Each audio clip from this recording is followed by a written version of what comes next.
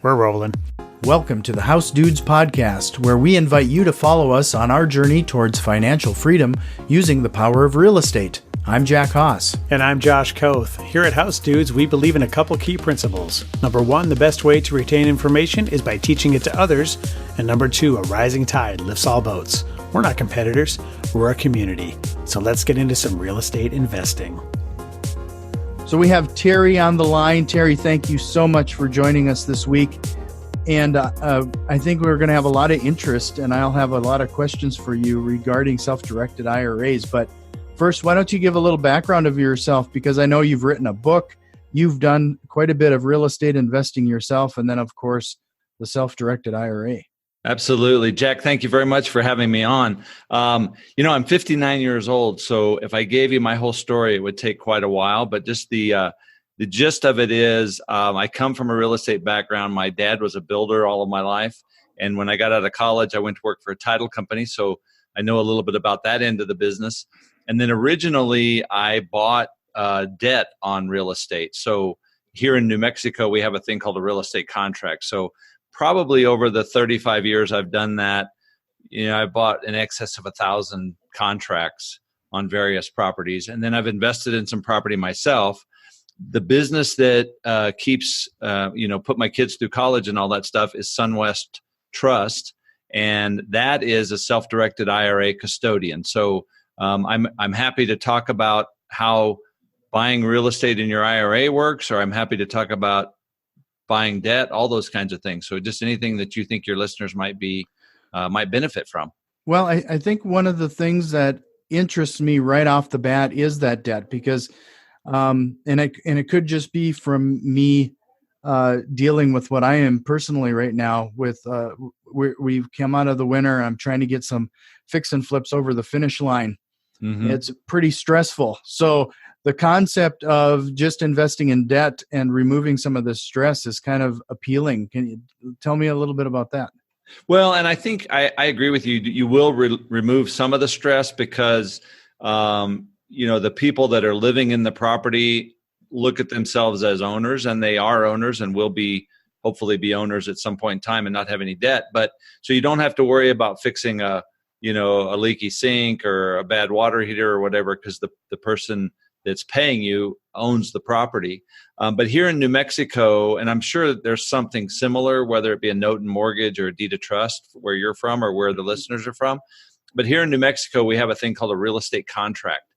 And so years ago, I started, and probably your listeners haven't heard of this, but there used to be a thing called the classified ads in the newspaper. I don't know if you remember that or not. Yeah, I know. Classified ad that said I buy contracts. And so I worked at the title company all day, and then at night I'd come home and listen to the messages that I had of people trying to sell their contracts. And so basically what you do in that instance, just for people that may not understand it, is when you sell a property on a real estate contract, the seller acts as the bank. So under a normal situation, the buyer would go to a mortgage company and borrow money and give the seller a big chunk of cash, and the seller's done with it. Mm-hmm. But in a situation where you have owner financing, the seller decides to act as the bank and take a reasonable down payment and then get monthly payments and an interest rate, which is sometimes a great idea for a seller, depending on their situation. But what I find then is 2 or 3 years down the road, that $500, $700 a month they're getting just gets spent, and they don't really know where it went. And now they need a larger chunk of money to go do something. Unfortunately, a lot of times they need that to go buy some depreciating asset like a new car or something, which maybe not be a good decision. But that's when they would call me, and I would then look at the contract. And you look at like what property is securing the contract. Whenever you buy debt, like I do, my opinion is the first thing you need to do is look at the property and see if you're willing to own it, because there's a chance that you might own it. Right. And I can't say that I've always made the right decision. I've ended up owning some properties that I didn't really like. Sure. But you should look at that, and then you look at the payment history in the on the note itself. Are they paying the payments well? How long the payment history's gone? How big of a down payment they made originally, and was that down payment actually cash is important. But then that note, and the interesting interesting thing to me that a lot of people may not understand is I may have a note that you owe me $100,000 on. But if I go to sell that and you're paying me, let's say $1,000 a month for however long it takes, when I go to sell that, a buyer of that note is not going to pay me $100,000.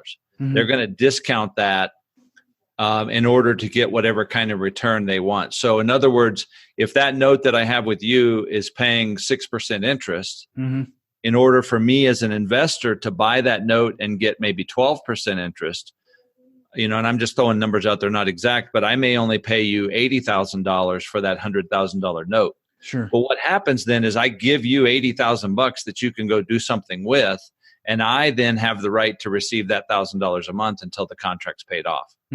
So that's in a nutshell. I mean, I've been to 3-day seminars explaining this stuff over the years, but in the nutshell, that's how it works. And I've bought, probably 1,000 of those over the last 35 years. Sure. So how do you find these people willing to sell them? You said basically an ad in the newspaper, but I mean, there's got to be over the course of your time here now. I'm guessing you've found better ways to source those type of opportunities. Yeah, well, the ad in the newspaper doesn't work anymore, and to be honest with you, I'm not sure how you would find those nowadays.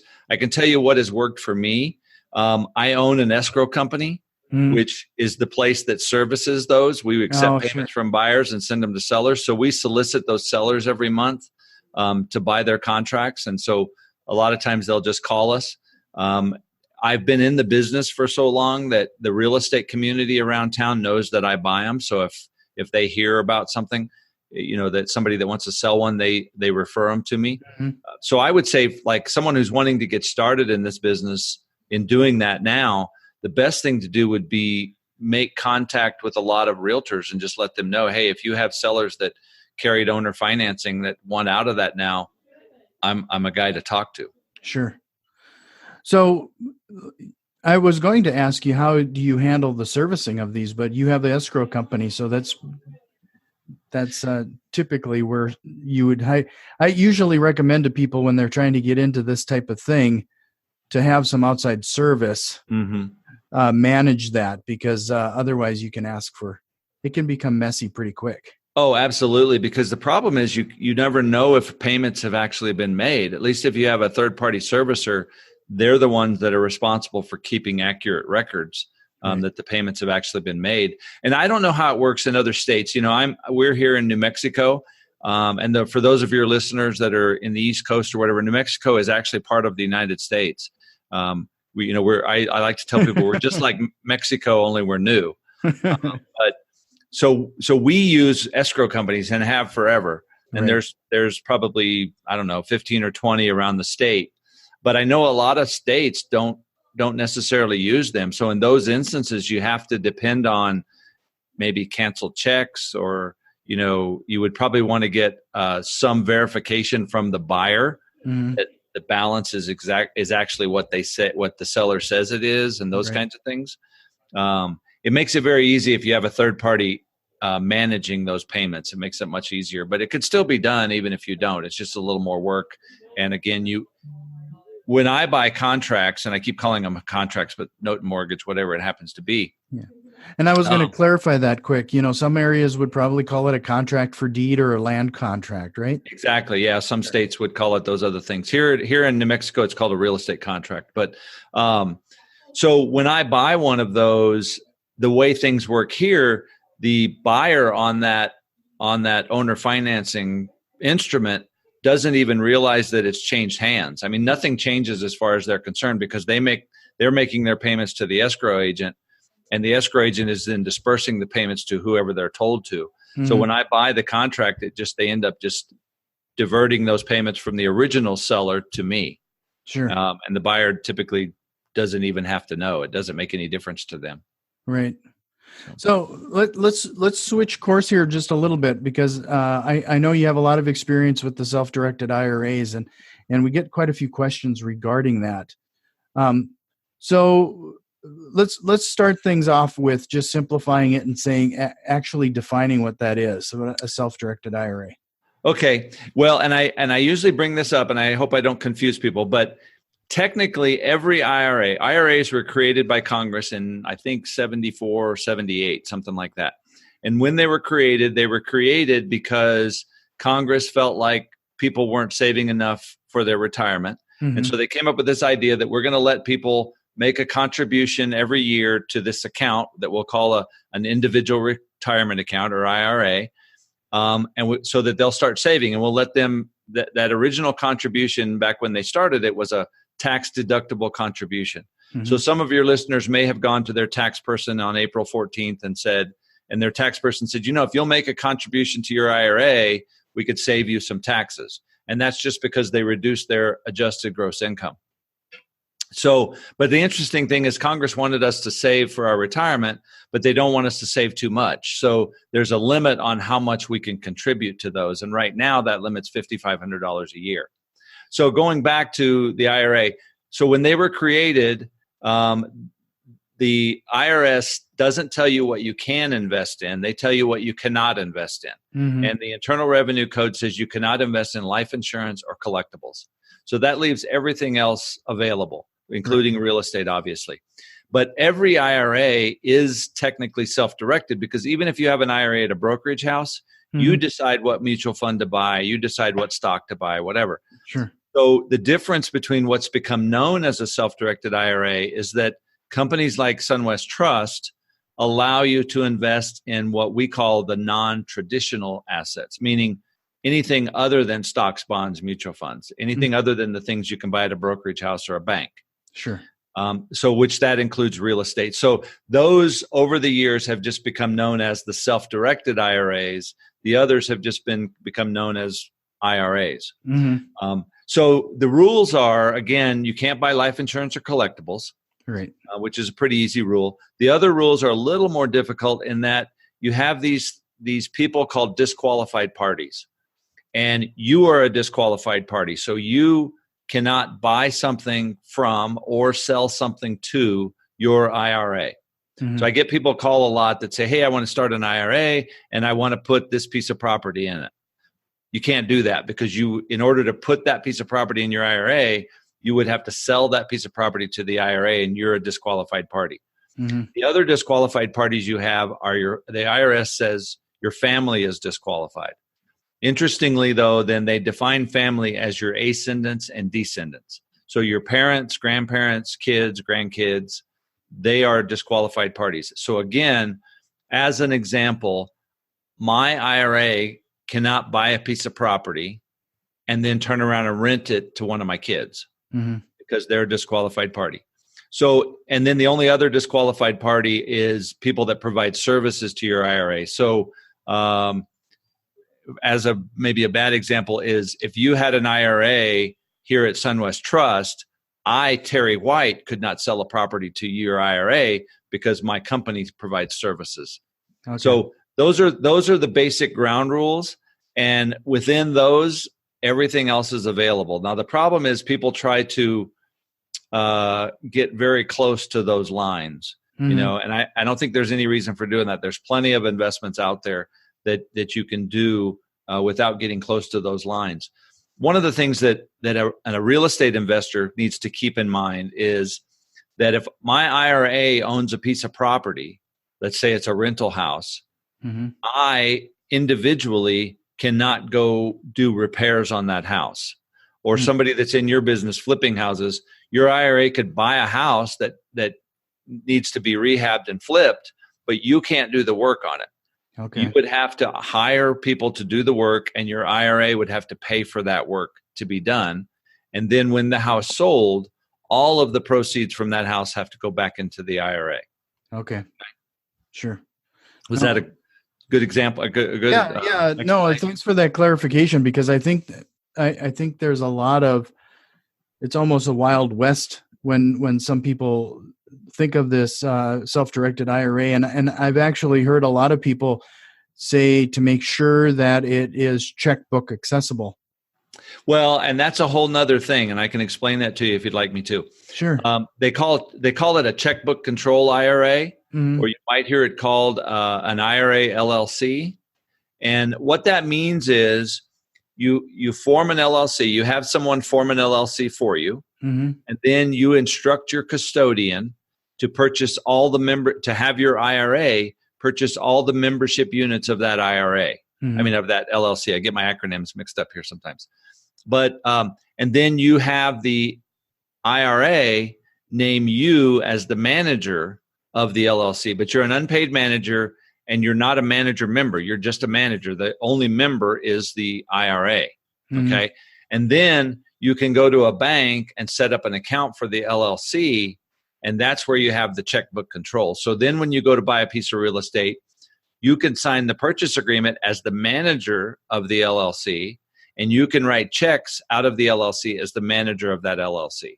Okay. So it removes you a little bit from the LLC, from the IRA, but the main thing to keep in mind that sometimes people forget, or maybe they're misled by some of the things you see on the internet, but by having the IRA purchase all the membership units of the LLC, you're not avoiding any of the rules that apply to the IRA. Those same rules apply to the LLC. So you are a disqualified party to that LLC. You can't sell a property to the LLC. Your family is still a disqualified party to that LLC. Sure. So as an example, that LLC can buy a property, but they can't rent it to your son or daughter because they're still a disqualified party. And I don't know that that's necessarily made clear in some of the things you see on the internet. Sure. No, that makes sense. And so, like, I kind of want to have a bigger picture of what we're talking about here. Like, how many IRAs are there, and what's the percentage associated with, as a self-directed IRA? Okay. There are about 42 million IRAs, I'm told, in the United States that represent about almost $9 trillion now. Sure. And it's hard to say how many of them are self-directed because there's probably 24 custodians in the country, and there are a lot of third-party administrators around the country. So it's hard to tell, but the guesstimates are anywhere from 3 to 5% of those are self-directed. Now, my personal opinion is that not everybody should have a self-directed IRA, because if you don't understand investing, and if you don't understand, if you're going to buy real estate, for instance, and I'm sure you would say this too, if you're going to buy real estate and have a rental property, you need to understand how that works, and you need to it's not easy. Right. It could be very profitable, and I enjoy it. It's a lot of fun, but it's not necessarily easy. There are things that you have to deal with and problems. And so if you don't understand how to invest just in general, you probably don't have any business taking your IRA and turning it into a self-directed one. Right.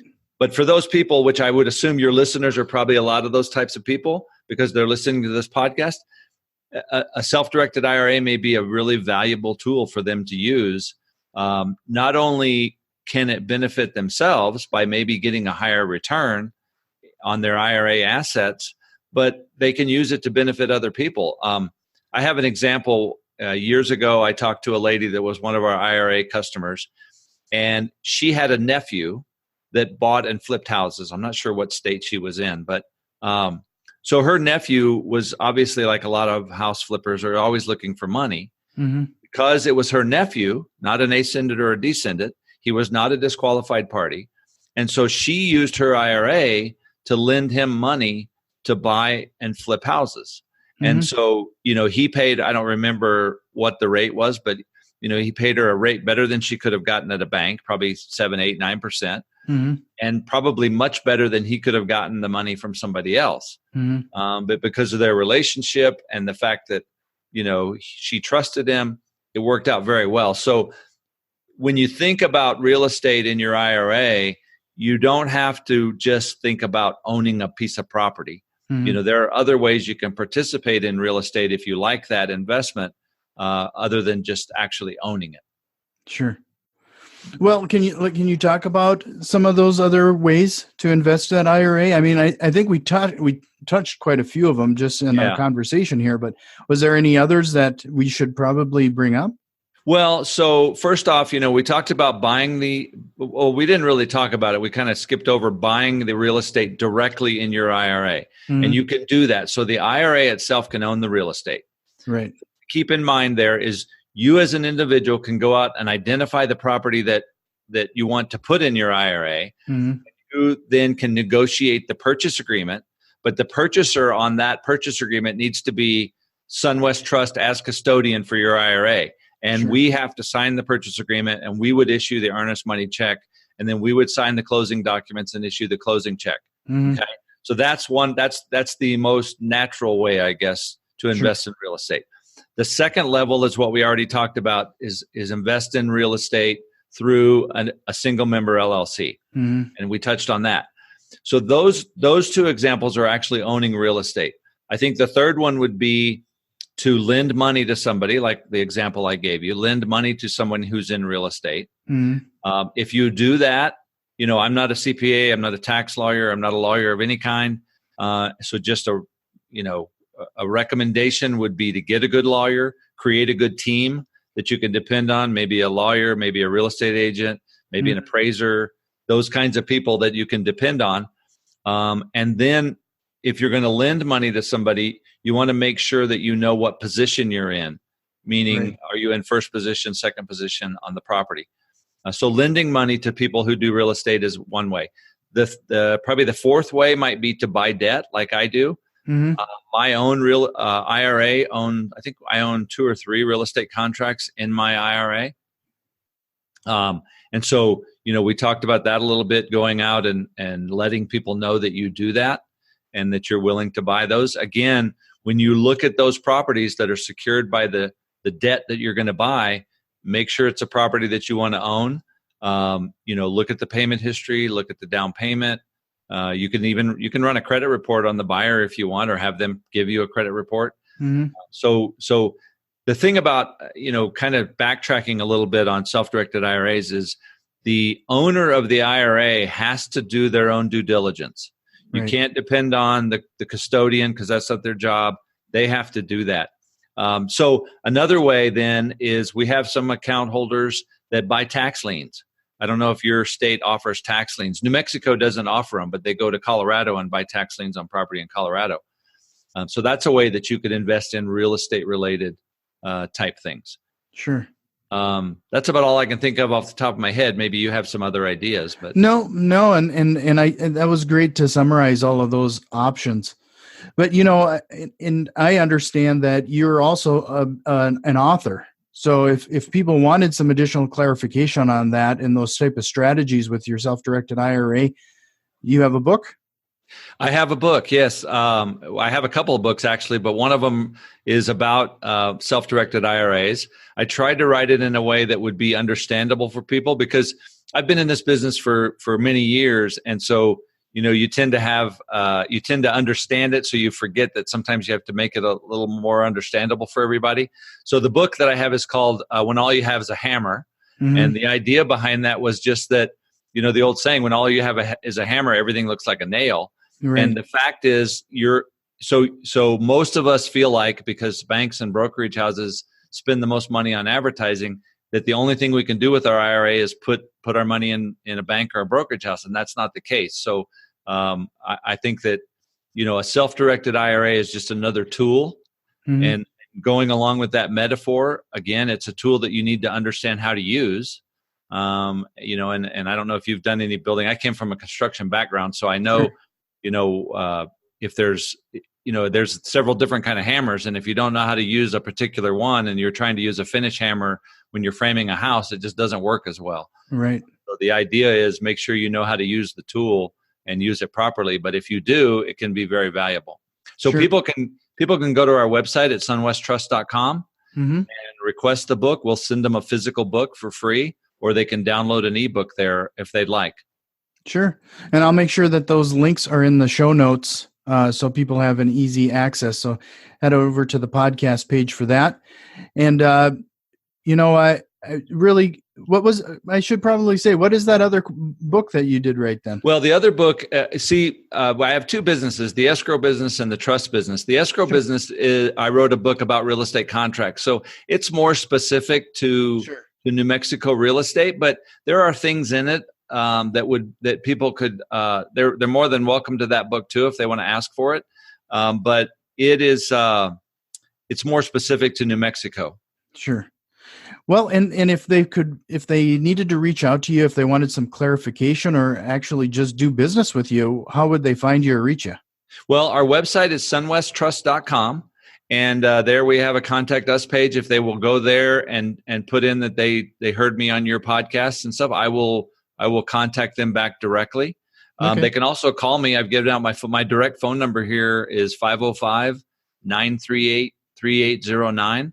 I will tell you that I probably won't answer when you call, but I'll always call you back. I don't like to sit at my desk, and these podcasts that I do are probably the longest time that I sit at my desk at any stretch of time. The other thing that I can encourage people to do is we have a YouTube channel called Sunwest IRA. Sure. So if they go there, I've got over 250 videos that talk about various aspects of self-directed IRAs, including buying real estate, buying trust deeds, buying debt, those kinds of things. So they can go there. They're short videos, 5 to 7 minutes, so they don't take up a lot of your time. Sure. And you can kind of look through there and find the ones that are most valuable to each person. Well, Terry, this was a great conversation. I really appreciate your time, and I'll make sure that we include all your show notes, the links in the show notes, and if there's anything we can do to help, please let us know. Jack, the main thing you can do to help is just send business. I'd be more than happy to answer questions, even if people just have questions and they're not going to send us business. I'd be happy to visit with them. I always enjoy meeting new people. So, well, I appreciate it. Thanks, Terry. Great. Thank you, Jack. We've put a lot of effort into providing useful content, and if you found value in the show and have any interest in supporting us with a small donation, head over to patreon.com/housedudes. And if you have any thoughts or questions, shoot us an email at info@housedudes.com. You can also find us on Facebook, Instagram, and Twitter @housedudes. And if you like what you're hearing, head over to iTunes, subscribe, rate, and review the podcast. It really helps other investors out there find the show. And remember, massive positive impact requires massive positive action. We'll see you next time. This episode was brought to you by housedudes.com. Do you live in a good cash flowing market? If so, Turnkey isn't the best choice for you. You should buy in your market. If you don't live in a great market for investors, where can you find profitable cash flowing properties? We love the Midwest, where prices are reasonable and the people are great. We personally invest here and have lived in the area all of our lives. So how does Turnkey work? We find the property, we rehab the property, and we find you a tenant and place you under the care of our local property manager, who we trust with all our own investment properties. I'm sure you have questions about how the process works and what to do next. If that's the case, fill out the contact form on housedudes.com and we'll reach out to see if you are a good fit for our business. We have a limited supply of properties every month, so we can only sell to a select few qualified buyers. We'll see you on housedudes.com.